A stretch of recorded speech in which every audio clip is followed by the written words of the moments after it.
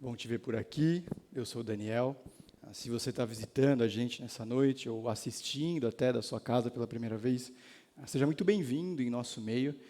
O nosso desejo é te conhecer. A gente gostaria muito, se você se sente confortável, que você venha falar com a gente, para que a gente possa dizer quem nós somos como igreja. A gente também quer descobrir como que você chegou até a gente, tá bom? Então, caso você queira, a gente está mais do que à disposição. Como já falaram aqui, você também já sabe, a gente está nessa série Coração Exposto, em que a gente tem caminhado por alguns salmos do livro de Salmos, que é o maior livro da Bíblia, tá bom? Um livro precioso para os cristãos ao longo da história. Não à toa, alguns versículos que a gente decorou vêm do livro de Salmos. Outros tantos a gente canta até hoje, especialmente no momento de louvor. Martinho Lutero, um dos reformadores, aquele que deu início à Reforma Protestante, chamou de a Bíblia em miniatura. Não porque ele é pequeno, porque de fato não é, mas porque ele consegue, esse livro, chamado Livro de Salmos, consegue captar muito bem a vida como ela é, e o que Deus tem a dizer sobre isso. Não são poucas as vezes que os salmistas, conversando com Deus ou consigo mesmos, sobre as dificuldades, as agruras da vida debaixo do sol, falam algumas coisas que por vezes podem assustar. Por exemplo, um salmista diz, por que o Senhor me esqueceu? O outro salmista diz, da onde vem o meu socorro? São palavras muito parecidas com alguns irmãos nossos, que em situações igualmente desafiadoras, tiveram percepções duras. C.S. Lewis, o mesmo das Crônicas de Nárnia, depois que a esposa dele morreu, escreveu um livro sobre o luto, e escreveu assim, onde está Deus quando eu mais preciso dele? Recentemente, um pastor conhecido, batalhando com câncer, disse que uma das coisas que eu aprendi foi que a fé religiosa não fornece consolo automaticamente em tempos de crise. E pensando um pouco desse tema, ou continuando nisso, nas reações que religiosos e não religiosos têm aos sofrimentos, ele continua falando. E aí você vai poder acompanhar aqui na tela. Em seu livro, Uma Era Secular, o filósofo Charles Taylor escreveu que, embora os humanos sempre tenham lutado contra os caminhos e a justiça de Deus, até recentemente, ninguém havia concluído que o sofrimento tornava a existência de Deus implausível. Por milênios, as pessoas acreditaram fortemente em sua própria inadequação ou pecaminosidade, e não sustentaram a suposição moderna de que todos nós merecemos uma vida confortável. Além disso, argumentou Taylor, nos tornamos tão confiantes em nossos poderes de lógica que, se não podemos imaginar nenhuma boa razão para a existência do sofrimento, presumimos que então não pode haver uma. E aí ele continua. O ponto é que não é lógico acreditar em um Deus infinito e ainda assim estar convencido de que nós podemos compreender bem e mal como ele faz. O que Taylor quer dizer é que as pessoas dizem que seu sofrimento torna a fé em Deus impossível. Mas é, na verdade, o excesso de confiança em si mesmas, em suas habilidades, que os leva a raiva, medo e confusão. E isso aqui é muito bom, porque o tema aqui não é a existência do mal, por que pessoas sofrem, mas como uma falsa percepção que nós temos sobre a realidade torna o que é ruim pior e, por vezes, desesperador. Porque, às vezes, a gente está num certo piloto automático espiritual, porque a gente confia demais em nós mesmos, demais em nossas soluções, porque Deus fica no escanteio ou de escanteio nas nossas vidas, até que a ilusão do controle seja destruída, a gente sofre e muito. É por isso que a gente perde noites em claro, é por isso que a gente desconta nas pessoas ao nosso redor, é por isso que a gente anda tão cansado, tão ansioso, é por isso que a palavra burnout ficou na moda. Porque a gente não lida muito bem com as nossas vulnerabilidades, e elas existem, com as nossas fraquezas e limitações, e com a grandeza de Deus, a gente inverte as coisas. A gente acha que está tudo bem. A gente acha que eu sou sábio, que eu descanso na rocha, que é Cristo. Mas aí a vida vem e estoura essa bolha. Em outras palavras, o que a gente faz quando as circunstâncias, as situações parecem confusas e estão além das nossas habilidades e compreensão? Quais verdades eu preciso ter guardadas no meu coração para enfrentar essas situações? E perceba que eu não falei momentos, porque nada garante que o mal vai passar e que o sofrimento vai acabar? Quais são os riscos que eu tenho de confiar em mim ou nos meus para conduzir a minha vida? O que eu posso fazer ou oferecer para as pessoas ao meu redor que enfrentam dificuldades, lutas, mas que não têm a nossa fé, ou tão distantes do que a gente chama de cristianismo? Portanto, que diferença Deus faz? Porque alguma diferença precisa fazer, certo? Então vamos lá, abre comigo, acompanha aí na tela, Salmo 46, dos versos 1 ao 11, tá bom? Então, livro de Salmos, capítulo 46, dos versos 1 ao 11.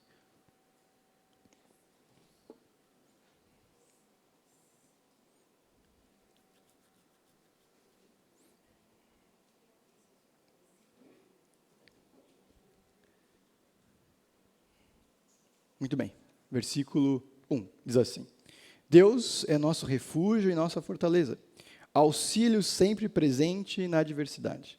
Por isso, não temeremos, embora a terra trema e os montes afundem no coração do mar.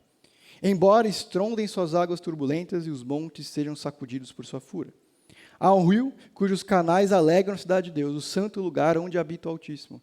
Deus nela está. Não será abalada. Deus vem ao seu auxílio desde o romper da manhã. Nações se agitam, reinos se abalam, ele ergue a voz, e a terra se derrete. O Senhor dos Exércitos está conosco, o Deus de Jacó é a nossa torre segura. Venham, vejam as obras do Senhor, seus feitos estarrecedores na terra. Ele dá fim às guerras até os confins da terra. Quebra o arco, despedaça a lança, destrói os escudos com fogo. Parem de lutar. Saibam que eu sou Deus. Serei exaltado entre as nações, serei exaltado na terra. O Senhor dos Exércitos está conosco. O Deus de Jacó é a nossa torre segura. Esse é um dos salmos mais conhecidos de toda a Bíblia e foi usado por Martinho Lutero, o reformador, para compor aquele hino Castelo Forte, que ficou tão conhecido que passou a ser chamado por alguns de a Marselhesa da Reforma. O hino que captou não só a teologia, o conteúdo, mas o espírito daquela época e desse movimento. E aqui, olhando para o Salmo 46 especificamente, é um pouco difícil de saber o que inspirou o salmista, o que estava acontecendo para ele escrever. Mas tem dois fatores importantes que a gente pode olhar. Primeiro, ele parece ter sido pensado para ser cantado publicamente. Então, ele não é tanto uma confissão de alguém que está num quarto conversando com Deus, refletindo sobre a vida. E não é tanto um desabafo de alguém que está falando sobre a vida especificamente. Ele sempre foi pensado para ensinar. Ele sempre foi pensado para fazer pensar ou inspirar. E é isso que a gente vai tentar fazer aqui hoje. A segunda coisa é que provavelmente envolvia alguma batalha, algum problema claro ali para o autor, especialmente para Israel, e Deus livrando. E Deus vindo ao auxílio. Esse é um salmo feito sempre para ser cantado. Especialmente ser lembrado pelo povo de Deus quando as coisas não vão bem. Ao mesmo tempo que parece que quer nos preparar para esse tipo de situação. Porque pode soar um pouco cínico dizer, mas depois da tempestade vem a bonança. Depois da bonança... Porque às vezes a gente está num piloto automático espiritual. Alguém pode perfeitamente dizer, eu confio em Deus, mas as reações têm revelado que não é bem assim. Serve para dizer também para os que não confiam em Deus, por que eles deveriam e o que isso significa. Então, a primeira coisa que a gente pode olhar aqui nos Salmos, especialmente do que está sendo dito, é o poder de Deus sobre o caos. O início do Salmo, os primeiros versículos, parecem ser uma tese a ser desenvolvida. Tudo gira em torno de Deus é o nosso refúgio, a nossa fortaleza, auxílio sempre presente na adversidade. Ele é maior, portanto, que as situações catastróficas que a gente leu aqui, dos primeiros 3 versos. Ele é a cidade refúgio, fonte de segurança, misericórdia, do 4 ao 7, e ele é a esperança que destrói as armas, e estabelece a paz, do 8 ao 11. O ponto é que Deus é suficientemente poderoso para proteger o seu povo nas tribulações. E a ideia aqui dessa palavra é de lugares apertados, de estar encurralado, de ser incapaz de sair sozinho dessa situação. E uma linguagem mais nossa seria alguma coisa do tipo, sem ver a luz no final do túnel. Quando a casa cai, quando o caldo entorna, ou já era. O que está acontecendo aqui, nos versículos 2 e 3 especialmente, é uma espécie de exercício de imaginação, ainda que não pareça. Mas que para a gente acaba sendo bastante real. Por exemplo, o que é o pior que um homem do campo, ali da Palestina, pode imaginar? Qual que é o pior cenário para alguém que mora 2.500 anos atrás, mais ou menos? Qual que é a pior situação que ele pode imaginar? Alguém que é um pastor de ovelhas, alguém que tem amigos agricultores e convive com marinheiros. Exatamente. Terremotos, montanhas sendo destruídas e o mar completamente revolto. O que o salmista está supondo aqui, construindo com a gente, é o pior cenário possível que ele consegue imaginar. É a mais horrível e assustadora imagem que ele pode conceber. E aqui tem uma coisa interessante. Nós somos perfeitamente capazes hoje em dia de fazer isso aqui.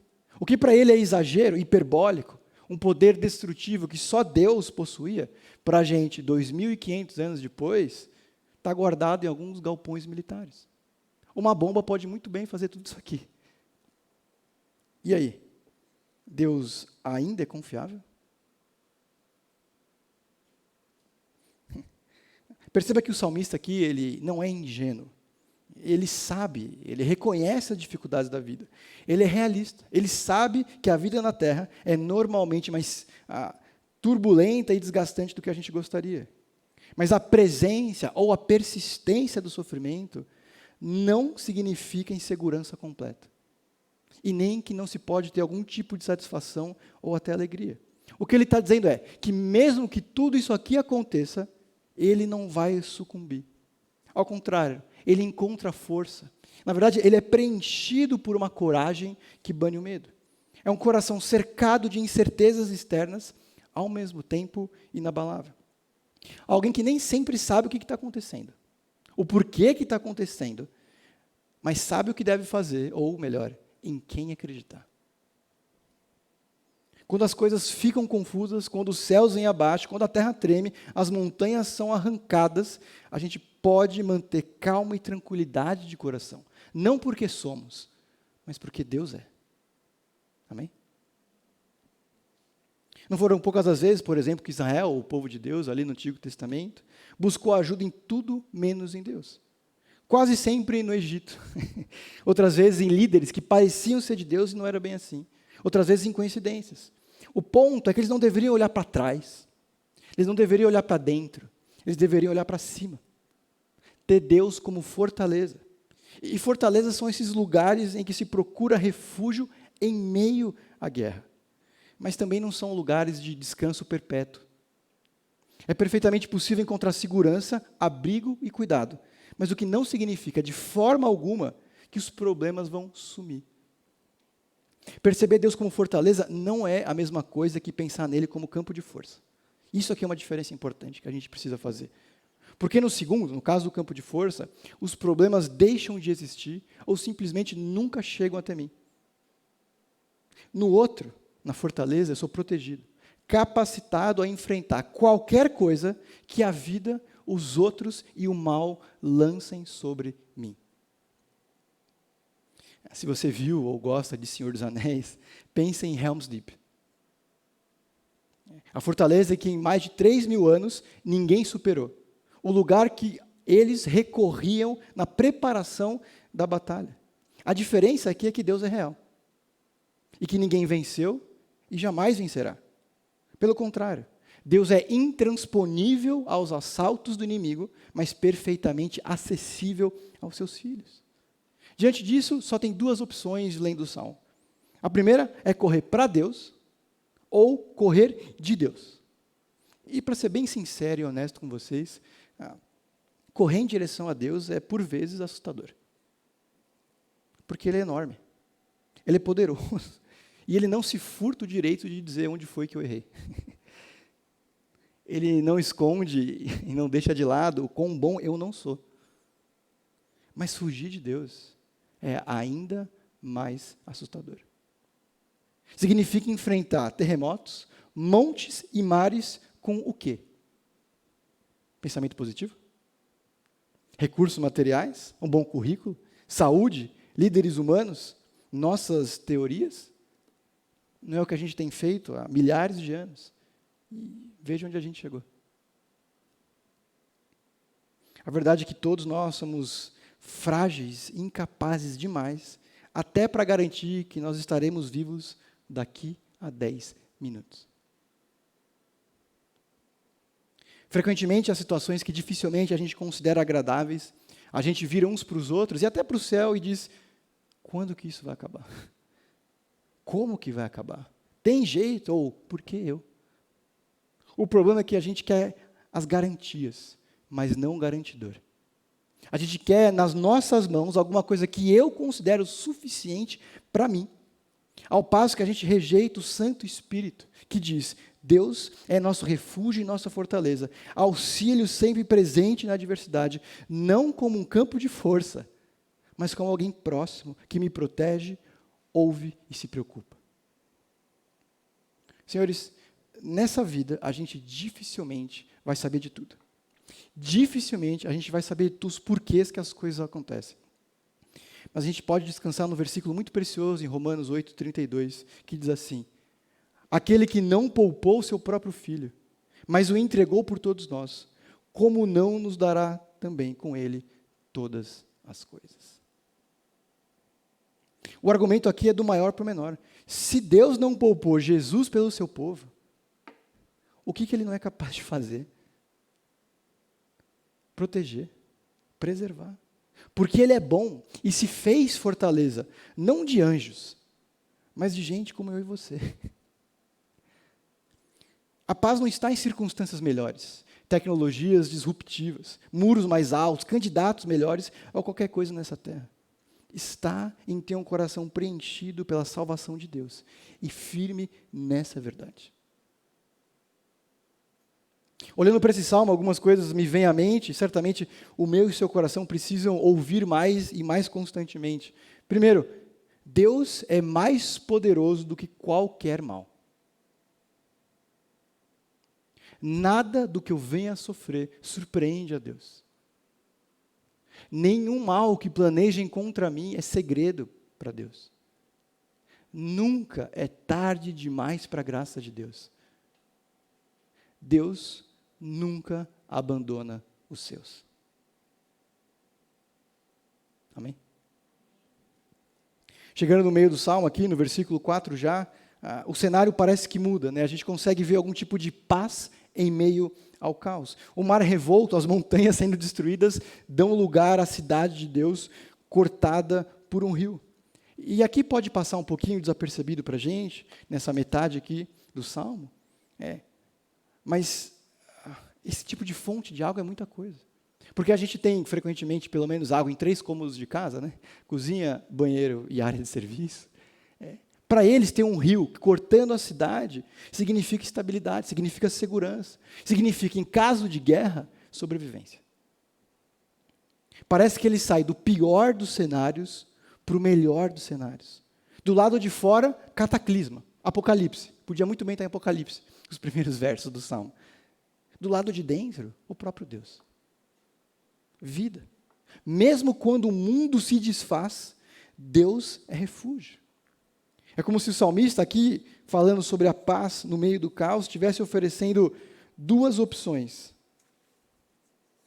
O que você prefere? Enfrentar o mundo do seu jeito, com as suas escolhas e entendimento, ou morar no lugar que Deus habita, em que diariamente Ele vem ao auxílio? Às vezes não parece, mas mesmo que você esteja lá de fora, seja o melhor do mundo naquilo que você faz, ainda assim será o caos. Agora à tarde eu estava vendo um bom documentário no HBO, chama O Peso do Ouro, em que os medalhistas olímpicos ganharam ouro, não é prata, e não é bronze, falando sobre as dificuldades da vida. Porque mesmo que os montes não se explodam, os mares não fiquem revoltos e não tenha terremotos, ainda é o lugar em que Deus não está ou não se faz presente pacificamente.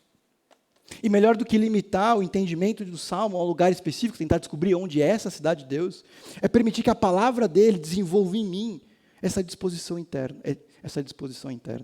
Um coração, um estado de espírito, uma forma de ver a vida e os eventos do dia, daquilo que é bom, daquilo que é ruim, daquilo que é prosaico, de forma que compreende Deus, vê Deus, percebe Ele protegendo, guardando e satisfazendo.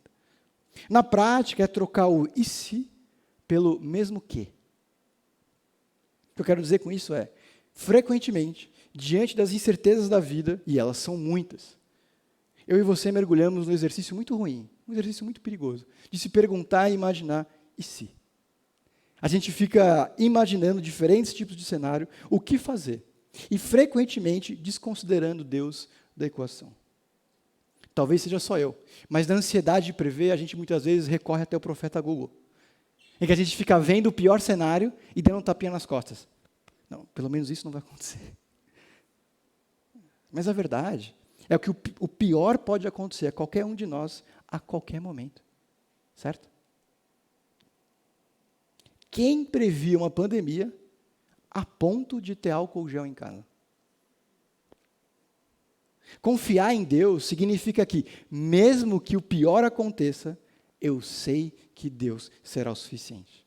Mesmo que o bug do milênio aconteça, mesmo que venha outra crise dos derivativos, ou a internet simplesmente acabe e ninguém consiga acessar nenhum ativo financeiro, Deus ainda será. Substituir o e se pelo mesmo que é uma das trocas mais libertadoras que qualquer um de nós pode fazer. É trocar os medos racionais até, de um futuro incerto, pela garantia amorosa de um Deus que se importa.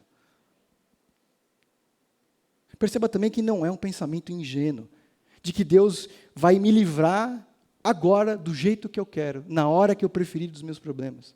Mas é permitir que essas verdades do Salmo, da realidade da cruz de Jesus, da presença do Espírito no meu e no seu coração, nos movam em direção dessas convicções. Os problemas desse mundo são muitos e eles variam. Mas nada pode tirar os privilégios da identificação com Jesus, da salvação que Ele oferece, mas, para usar a linguagem do salmista aqui, dos benefícios dessa cidadania celestial. E você já vai ver aí na sua tela, Jonathan Edwards, um cristão histórico, que não era perfeito, mas era alguém que conhecia Deus muito bem, disse que se você é cristão, você pode descansar em 3 verdades. Primeiro, o mal será transformado em bem. Romanos 8, 28. Que tudo aquilo que acontecer na vida dos filhos de Deus cooperam de acordo com a vontade de Deus por meu e para o seu bem. No melhor dos casos, ser parecido, ou ser feito mais parecido com Jesus, ou seja, com Deus.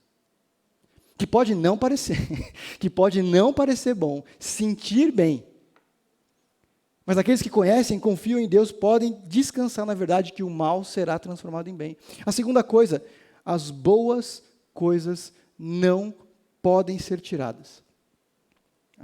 Uma listinha rápida, de cabeça, sem se preocupar muito até com o desenho das coisas. Primeiro, Jesus morreu em favor de pessoas, para salvá-las. Segundo, Deus cuida e protege. Ele diz que nós somos mais valiosos, em Mateus 6,33, que as aves do céu e as flores do campo. Aí o argumento é do menor para o maior. Se Ele cuida disso, o que dirá de vocês? Ele protege, Ele perdoa. Nós somos aceitos por Deus, transformados, justificados, amados. O Santo Espírito intercede por mim e por você. Ele dá descanso. Qual dessas verdades ou promessas é condicional? Qual delas depende do meu esforço de vir na igreja? Nenhuma. As boas coisas não podem ser tiradas dos filhos de Deus. A terceira é que o melhor está por vir. Em Apocalipse 22, o último livro, o último capítulo do último livro da Bíblia, fala sobre uma cidade muito parecida com o Salmo 46. Uma cidade que tem Deus e um rio que corta no meio. O que mais assusta as pessoas de forma geral? Do que as pessoas normalmente mais têm medo? Uma das piores coisas que pode acontecer com qualquer pessoa, a qualquer momento, a morte. nada mais faz com o cristão do que colocá-lo nos braços do Pai, ao lado de Jesus, na companhia de outros irmãos.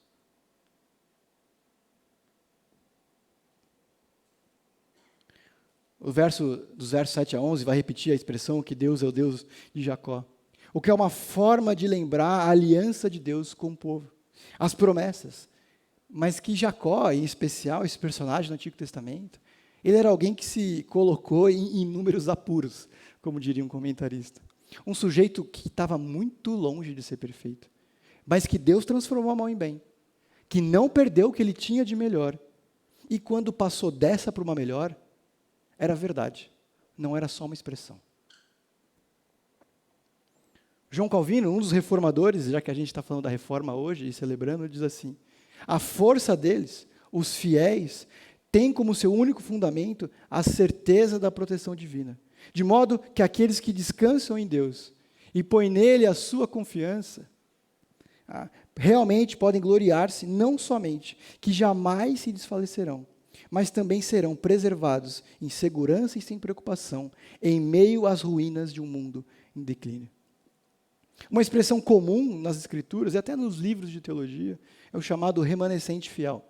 O que, por vezes, é um pouco mal interpretado na ideia de que só depende de mim chegar até Deus. Que se eu for fiel, que se eu me esforçar muito, Deus então vai me amar ou me proteger. Mas não é a força da vontade do fiel, mas a força da vontade de Deus em proteger, preservar e promover a vida dos seus filhos, mesmo quando a terra treme, os montes afundem e o mar se agite. Parte da nossa missão aqui na terra, então, talvez seja dizer para as pessoas ao nosso redor que não é só isso. Que diante dessa segurança que Deus nos oferece, nós não temos outra escolha senão repetir, ensinar e convidar pessoas a dizer ou encontrar que paz só em Deus. Isso aqui é interessante, porque a gente costuma associar cristianismo a ter ou desenvolver uma fé. Mas um ponto central, me parece, que é questionar qualquer esperança mal colocada. Quando o salmista apresenta essas duas realidades, a cidade de Deus e o lado de fora, ele está fazendo exatamente isso. Todos nós deveríamos estar aqui, acreditando nisso aqui. Ironicamente, duas das mais conhecidas mártires da história da igreja, duas irmãs, Perpétua e Felicidade, foram consideradas pessoas sem fé.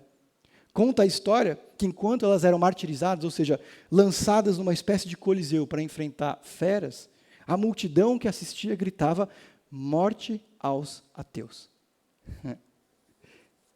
Porque era assim que os cristãos eram conhecidos, entendidos. Gente que não tinha fé nesse mundo. Pessoas que não colocavam a esperança nos reis, nos imperadores, acordos ou profissões. O que o salmista está fazendo aqui, e certamente deveria haver espaço no nosso evangelismo, é denunciar toda vez que alguém coloca esperança onde não deve. Que a gente deveria ser um pouco cínico, que a gente deveria ser um pouco incrédulo. Oferecer para as pessoas uma perspectiva de vida mais ampla. Diálogos que levem as pessoas a olhar e desejar a cidade de Deus. Para que elas percebam o desespero desse mundo e a paz que só Deus pode oferecer. Quando a gente avança no Salmo, a gente consegue perceber a presença libertadora de Deus. Perceba que todas elas começaram com P, isso não era coincidência. Enfim, o versículo 8 propõe um bom caminho, considerar as obras de Deus. Sabedoria para o salmista, movido por Deus aqui a escrever isso, é olhar para o mundo e encontrar Deus. Encontrar o que Ele faz, encontrar as boas obras dEle, encontrar o amor dEle. Mostrar para as pessoas que Ele é presente. E essas orientações, princípios, são muito ricos, porque falam sobre quem nós somos, sobre as nossas fraquezas, sobre as nossas limitações, sobre as nossas vulnerabilidades. É muito significativo, por exemplo, que as Escrituras se deem ao trabalho de dizer: chorem com os que choram, se alegrem com os que se alegram. Não é óbvio? Não é. Porque nem os nossos sentimentos andam do jeito certo. Às vezes a gente chora com o que deveria nos alegrar, e a gente se alegra com o que a gente deveria chorar. A verdade é que muitas vezes a gente ama odiar e odeia amar.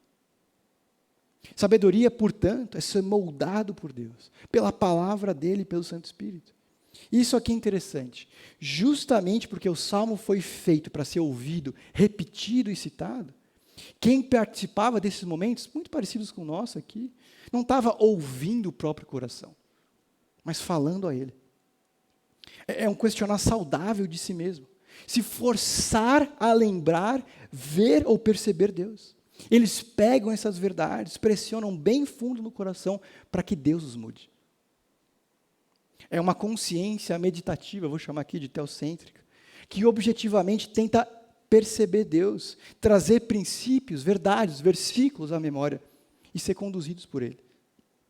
Esse exercício de vejam as obras do Senhor, seus feitos estarrecedores na terra, podem evitar que eu e você caiamos em alguns erros muito comuns. O primeiro é pensar, ver a vida pela ótica da sorte, dos sinais ou das coincidências. É muito interessante que Jonas, um profeta, um homem de Deus no Antigo Testamento, recebe uma ordem dele. Vá pregar para a sua esquerda, cidade de Nínive, vamos supor. Ele decide fugir de Deus. E o primeiro capítulo repete essa expressão umas 4 vezes, de forma muito irônica. E aí ele chega num porto, não numa época tipo a nossa, que tem passagem para Campinas a cada 15 minutos na rodoviária. Ele chega lá no porto e tem vaga, passagem, lugar, num barco que vai para a direção exata oposta de onde Deus o mandou. Pergunta, é um sinal? A gente precisa ser conduzido, olhar para a vida, através da palavra de Deus, da presença dEle. Outros menos místicos, que não são tão apegados a sinal, talvez tendem a pensar que é uma questão de esforço. Trabalhar enquanto os outros dormem, e coisas assim.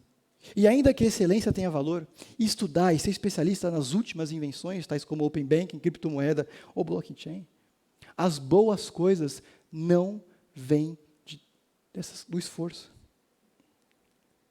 Paulo, o apóstolo, no Novo Testamento diz assim, pois quem torna você diferente de qualquer outra pessoa? O que você tem que não recebeu? E se recebeu, por que se orgulha se assim não fosse? O risco para todos nós é sermos indiferentes ou ingratos, cegos para a providência ou para a provisão de Deus.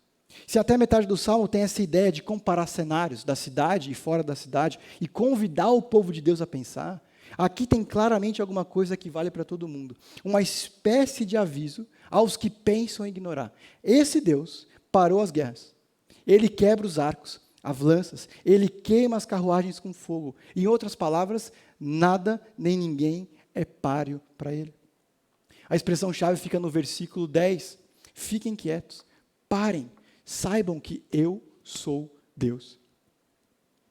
Aquietar-se é permitir que a fraqueza humana, o eterno, tomem conta de quem nós somos, ou a percepção dessas coisas. O risco é ler essa ideia de parem, saibam que eu sou Deus, e imaginar um certo ócio contemplativo. Alguma coisa do pegue uma xícara de café, encontre o lugar mais confortável que você consegue e veja o mundo pegar fogo. Não. Fique quieto, na verdade, é mais uma repreensão do que um conforto. É fique quieto, saiba que eu sou Deus e não você. Eu também, claro. Muitas das nossas complicações da vida vêm do fato da gente constantemente e insistentemente tentar ser os nossos próprios deuses, donos da razão, solucionadores de problemas, senhores do tempo. É como um náufrago que, não sabendo nadar, se afoga de tanto debater. É ficar tentando se salvar, seja ao planejar, juntar recursos ou conhecimento. O encorajamento é, para. Ele é refúgio, Ele é força, Ele é fortaleza. É parar e se agarrar a quem salva, como se não houvesse outra chance ou possibilidade de salvação. Porque não há. É sintomático que muitos de nós detestem ficar sozinhos ou em silêncio absoluto em casa. Nem todos. Mas uma parte simplesmente não quer correr o risco de lidar ou pensar com as dificuldades da vida. A gente nunca fica quieto o suficiente. A gente sempre está em movimento, sempre com pressa, sempre com o telefone na mão, sempre com o Netflix ligado ou ouvindo alguma música. Porque o silêncio muitas vezes amplifica o medo. E a menos que a gente reconheça quem Deus é, o Deus que dá fim às guerras, que quebra o arco e despedaça a lança, não tem solução. parem de lutar, saibam que eu sou Deus, eu serei exaltado entre as nações, serei exaltado na terra. O Senhor dos exércitos está conosco, o Deus de Jacó é a nossa torre segura. E aqui tem um convite para os que creem, os que não creem e os que querem crer. Entreguem os seus medos, ansiedades e preocupações a Deus. A Bíblia não promete total e completa libertação aqui e agora de todas as nossas lutas e dores. Mas em Lucas 11:11 diz que Ele ouve quando a gente orar para Ele. Outro salmista, um pouquinho antes, no 34, diz: busquei o Senhor, Ele me respondeu e me livrou de todos os meus temores. Paulo, no Novo Testamento, orienta a orar sem cessar. Pedro, o apóstolo, diz: lancem sobre Ele todas as suas ansiedades, pois Ele tem cuidado de vocês. Eu posso parar de tentar freneticamente me assegurar que eu vou ficar bem e que as coisas vão dar certo. A questão não é deixar de tentar entender por que as coisas acontecem ou buscar explicações, mas conscientemente ter Deus nesse processo, buscando a orientação do Santo Espírito. Orar para que eu não me volte para o mundo em busca de garantias. Que eu possa lembrar que o meu Deus diz às ondas do oceano o quão longe elas podem ir. Jó 38:11. Essa é uma promessa do Salmo, mas da Bíblia como um todo. Que o Deus de Jacó, o Senhor de Israel, irá no fim de todas as coisas ser esse refúgio fiel. Que o Senhor dos exércitos está conosco. Que Deus, o Deus de Jacó, é o nosso refúgio. Ele é presença segura, viva e transformadora. Que por mais difícil que seja perceber isso, lembrar, nós temos provas, a saber, a morte, a vida, a morte e principalmente a ressurreição de Jesus. Senhores, aquele que não poupou seu próprio filho, mas o entregou por nós, como não nos dará também com ele todas as coisas? De forma prática, refugiar-se em Deus pode ser entendido como parar de se agitar. Talvez respirar fundo e dizer ao próprio coração: eu sei que Deus é bom e Ele está no controle. Eu sei que Ele se importa comigo. Eu sei que Ele é torre segura, forte na adversidade. É pressionar essas verdades no meu coração, querer que isso se assente em mim, mas em especial, dizer: Deus, eu estou perdido. Senhor, eu não sei o que fazer. Falar com Ele não como alguém que traz soluções, esperando que Ele assine embaixo aquilo que eu já quero que aconteça, mas parar para ouvi-lo. Esperar que Ele dê os caminhos. É permitir e deixar que Ele fale ao meu coração. Uma das coisas mais legais de fazer devocional, e essa é uma área que eu preciso crescer muito, especialmente na constância, é que a gente vai descobrindo Deus. E isso até literalmente. A gente vai descobrindo novos textos. E lendo o Salmo 46, eu lembrei de um dos trechos mais legais que eu li o ano passado, e que me parece ter muito a ver com o que a gente falou aqui hoje. Isaías 50, versículo 10 e 11. Diz assim: quem entre vocês teme o Senhor e obedece à palavra do seu servo? Que aquele que anda no escuro, que não tem luz alguma, confie no nome do Senhor e dependa do seu Deus. Mas agora, todos vocês que acendem fogo e fornecem a si mesmos tochas acesas, vão. Andem na luz dos seus fogos e das tochas que vocês acenderam. Isso é o que receberão da minha mão. : vocês deitarão atormentados. Aqui tem uma pergunta retórica, mas também tem um convite. Venham andar no escuro com o servo. Venham andar nas trevas com Deus. E aqui nesse contexto especificamente, trevas não tem a ver com pecado. Trevas não tem nem a ver com incerteza. Mas que nessa vida cheia de trevas e problemas, tem gente que anda ao lado de Deus, que nesse mundo confuso, que às vezes envolve incompreensão, de saber que não pertence aqui, mas também tem esse convite: confiem na reputação, no caráter do Senhor e sigam em frente. Andar nas trevas, no escuro, é andar junto com Deus. Que Ele guie em segurança, para lembrar do Salmo 23. É permanecer ao lado dEle, mesmo sem entender tudo, mas confiando o que Ele sabe. Que a gente nem sempre sabe o que está acontecendo, o porquê está acontecendo, mas a gente pode saber o que deve fazer, mas em especial, em quem acreditar. Aqueles que se recusam a confiar em Deus e tentam escapar dessas trevas, acendem as suas próprias fogueiras e são atormentados por essa decisão. Isso aqui não aparece na caixinha de promessa, mas não deixa de ser uma. Vocês deitarão atormentados.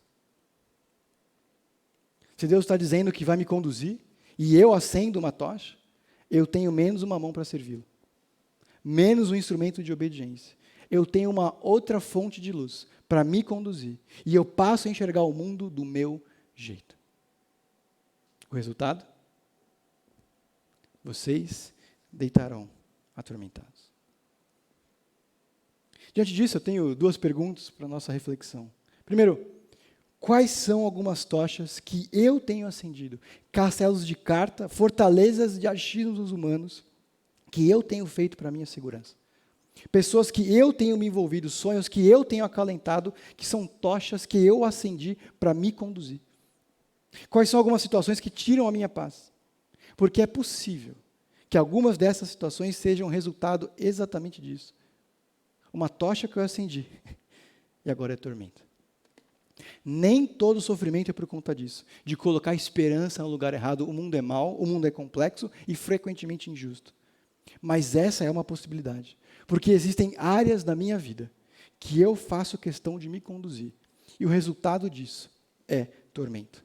Dor de não estar na cidade de Deus.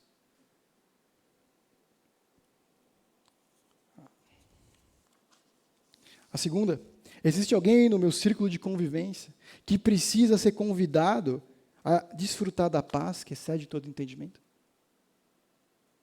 Porque a gente sabe disso, porque a gente confia em Deus, porque a gente entendeu o sacrifício de Jesus naquela cruz e, portanto, pode desfrutar disso. A gente pode, deve falar sobre isso para as pessoas que nos cercam, porque elas não estão na cidade de Deus, desfrutando da presença dEle, encontrando a paz que excede todo entendimento. A outra não está aí, talvez seja a sua experiência eventualmente, de olhar para todas essas coisas e dizer, eu queria isso. Eu queria encontrar paz. Eu queria começar a dormir bem de vez em quando. Eu queria saber que no final de todas as coisas vai ficar tudo bem mesmo. E você não se vê em uma igreja. Você não se considera pronto para ser cristão. Não acha que essa é a sua turma. Esse problema é nosso, não é seu. Não existem tipos de cristão. Existem pessoas que acreditam em Deus. E nunca é tarde demais para isso. Se você está nessa caminhada e pensando nesses passos, em conhecer mais, se aproximar dessas verdades, fala com a gente. Ora sobre isso. Porque não tem qualquer outro resultado que não desfrutar dessa paz que excede entendimento, que excede todo entendimento. Vamos orar. Senhor, obrigado pelo nosso tempo aqui, obrigado porque o Senhor é um Deus bondoso, gracioso, paciente. Nos ajuda, Senhor, a olhar para a vida, para as circunstâncias, mesmo as mais desafiadoras, e encontrar descanso, encontrar a segurança que o Senhor oferece para os seus filhos. Nos dá, Senhor, um coração sensível a não procurar auxílio, segurança ou ajuda em qualquer coisa que não seja o Senhor. Nos ajuda, Deus, a confiar no Senhor, a conversar com o Senhor, a ser enchido pela sua presença, Senhor. Nos ajuda também a ser usado como instrumentos teus, Senhor, para falar dessa verdade para as pessoas que nos cercam e sofrem tanto, Senhor. Nos ajuda, Senhor, a ser útil no seu reino, a fazer seu nome conhecido, Pai, mas sobretudo também que nós possamos descansar na sua presença. Saber que o Senhor é um Deus presente nas nossas vidas, Deus que tem abençoado, sustentado das mais variadas formas, Senhor. É por isso que oramos e pedimos. Em nome de Jesus, amém.